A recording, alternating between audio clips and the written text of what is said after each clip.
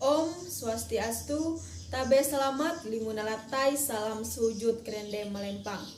Perkenalkan, nama saya Dila Maharani, NIM 2100002, Prodi Pendidikan Agama Hindu semester 3. Baiklah umat sedharma yang dikasihi oleh Ranjing Hata Langit, Tuhan Yang Maha Esa. Di sini saya akan membacakan sebuah legenda, di mana legenda ini yaitu berjudul Legenda Batu Menangis. Pada zaman dahulu kala, di atas sebuah bukit kecil yang jauh dari permukiman penduduk di daerah Kalimantan Barat, hiduplah seorang janda yang sangat miskin bersama seorang anak gadisnya. Anak gadisnya sangat cantik, bentuk tubuhnya sangat indah, rambutnya terurai mengikal sampai ke mata kaki, poni rambutnya tersisir rapi dan kening sehalus batu cendana. Namun sayangnya, ia memiliki sifat yang buruk. Gadis itu amat pemalas, tak pernah membantu ibunya melakukan pekerjaan rumah. Kerjaannya hanya bersolek setiap hari.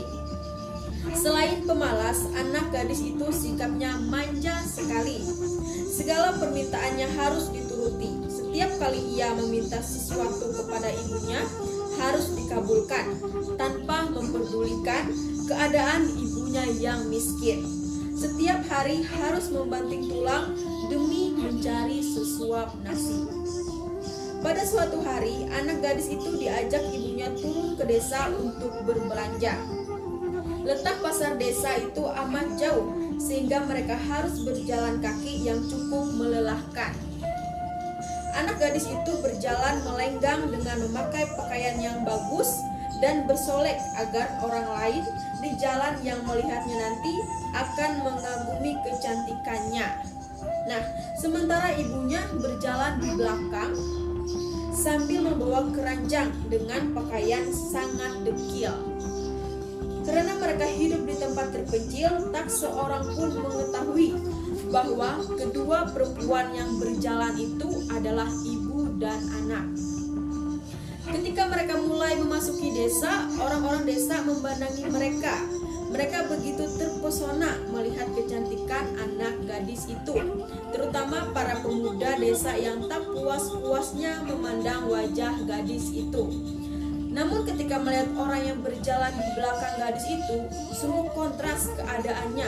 Hal itu membuat orang bertanya-tanya.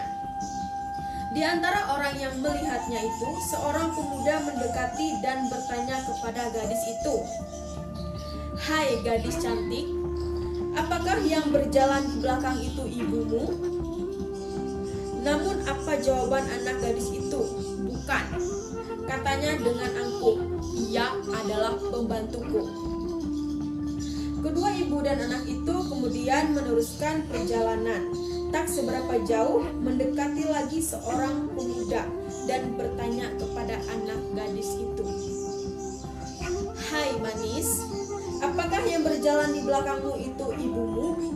"Bukan, bukan, ia adalah budakku." Begitulah setiap gadis itu bertemu dengan seorang di sepanjang jalan yang menanyakan perihal ibunya.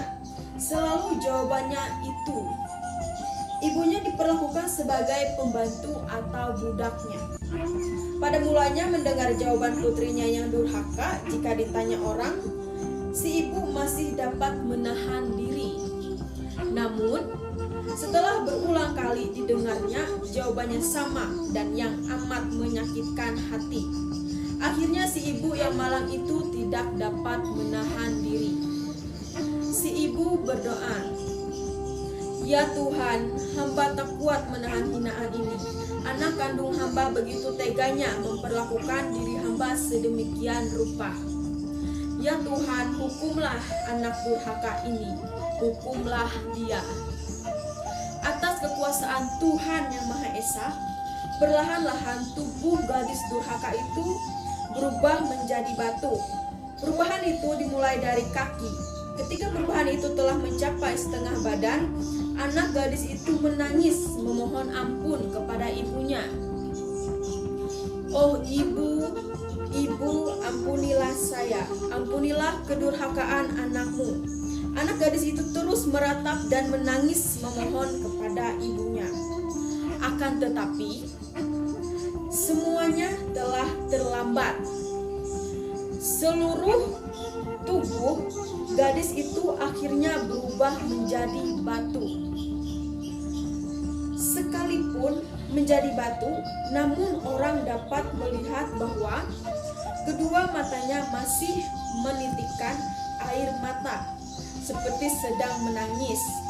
Oleh karena itu, batu yang berasal dari gadis yang mendapatkan kutukan ibunya itu disebut dengan batu menangis. Demikianlah cerita legenda batu menangis yang oleh masyarakat setempat dipercaya bahwa kisah itu benar-benar pernah terjadi.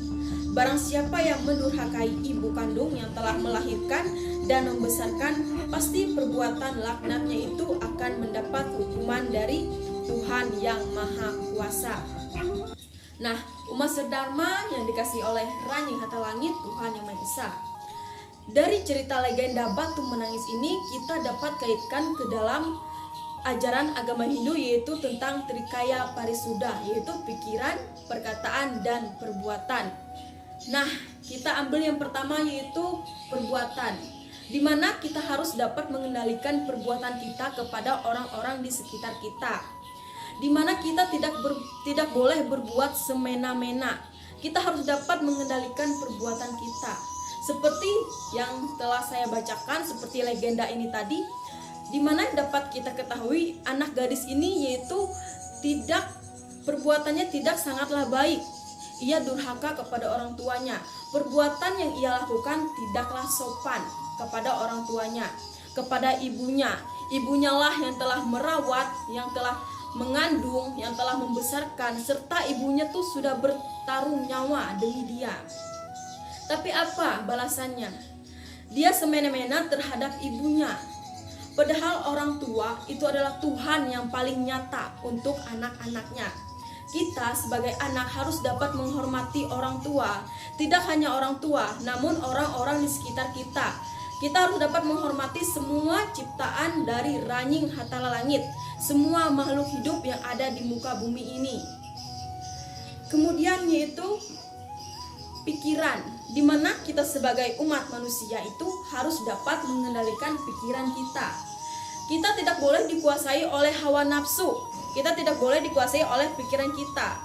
Pikiran kita tidak boleh menguasai yaitu tubuh kita ini. Kita yang harus dapat mengendalikan pikiran itu sendiri. Karena apa? Karena sebelum kita melakukan perbuatan ataupun kita berkata, bertindak, itu pikiranlah yang akan menentukan munculnya perbuatan baik atau buruk. Jadi sebelum kita melakukan sesuatu, kita harus pikirkan terlebih dahulu, apakah perbuatan atau perkataan yang kita lakukan atau kita lontarkan itu baik kepada orang lain atau tidak. Apakah itu menyinggung perasaan orang lain atau tidak. Kemudian yaitu perkataan. Nah, di mana kita sebagai umat sedharma harus dapat mengendalikan perkataan kita ini. Memang benar lidah tidak bertulang, tapi kita dapat mengendalikan perkataan kita. Apabila kita menyinggung perasaan seseorang lain, otomatis orang itu akan sakit hati. Nah, begitupun dengan diri kita sendiri. Apabila orang berkata semena-mena kepada kita, pasti kita juga akan tersinggung dan merasa sakit. Nah, maka demi itu kita harus dapat mengendalikan perkataan kita itu tadi. Nah, kita tidak boleh yaitu berkata kotor ataupun memfitnah. Dimana di dalam cerita ini tadi seorang anak gadis ini ia tidak berkata dengan benar. Dia yaitu berkata berbohong. Dimana di dalam agama kita tidak boleh berbohong. Selain ia berbohong, ia juga berkata kasar kepada ibunya, di mana ia membicarakan kepada orang-orang banyak bahwa ibunya ini adalah pembantunya atau budaknya. Dia tidak dapat mengendalikan perkataannya. Dia tidak menyadari apakah perkataannya itu baik ataupun tidak. Karena keegoisan seorang anak ini tadi, dia mendapatkan hukuman dan kutukan. Karena orang tua, ia yang telah merawat kita, ia yang telah membesarkan kita, ia yang telah melajari kita, mana yang baik, mana yang buruk. Orang tua adalah sumber cahaya kita. Ia yang tulus memberikan cinta serta kasih sayangnya kepada anak-anaknya. Ia rela berkorban demi anak-anaknya bisa bahagia. Nah, kita sebagai anak juga harus dapat menghormati orang tua kita. Kita harus selalu dapat berbuat baik kepada orang tua kita. Kemudian cerita ini juga berhubungan dengan karma pala atau hasil perbuatan, di mana apapun yang kita lakukan di dunia ini, baik yang kita lakukan secara sengaja maupun kita lakukan tidak sengaja, pasti akan membuahkan hasil perbuatan. Di mana apabila kita berbuat baik, bahwa maka kita akan mendapatkan karma baik. Namun sebaliknya, jika kita berbuat buruk, kita akan mendapatkan karma yang buruk pula. Maka demi itu, kita sebagai umat manusia berbuatlah baik, karena tujuan kita hidup ke dunia ini yaitu untuk menjalankan dharma atau melakukan kebaikan. Nah, jadi lakukanlah kebaikan-kebaikan itu. Sekecil apapun kebaikan itu, apabila kita lakukan dengan senang hati, ikhlas, maka karma yang akan kita dapatkan berlipat-lipat ganda.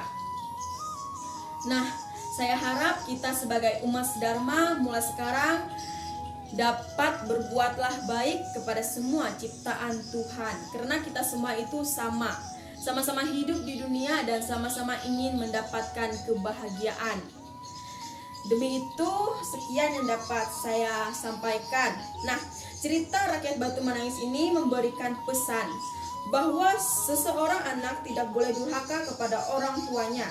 Karena jika seseorang anak sampai durhaka terhadap orang tuanya, utamanya ibu yang sudah mengandung, melahirkan, dan membesarkan, maka malapetaka pada masa yang akan datang akan dirasakan dengan sangat pedih. Nah, itu tadi yang saya jelaskan, yaitu tentang karma pala. Apapun yang kita lakukan pasti kita akan terima. Apa yang kita tanam itulah yang akan kita tuai. Baik karma itu kita nikmati pada masa sekarang, ataupun pada masa setelah kita meninggal, ataupun pada masa kelahiran kita berulang nanti, atau kelahiran kembali. Nah, umat sedharma yang dikasihi oleh Ranying Hata Langit, mungkin itu saja yang dapat saya sampaikan. Semoga apa yang saya sampaikan ini dapat berguna. Apabila yang buruknya tolong dibuang dan yang baiknya diambil dan diimplementasikan ke dalam kehidupan kita sehari-hari. Nah, akhir kata saya tutup dengan Paramasanti. Om Santi Santi Santi Om. Terima kasih.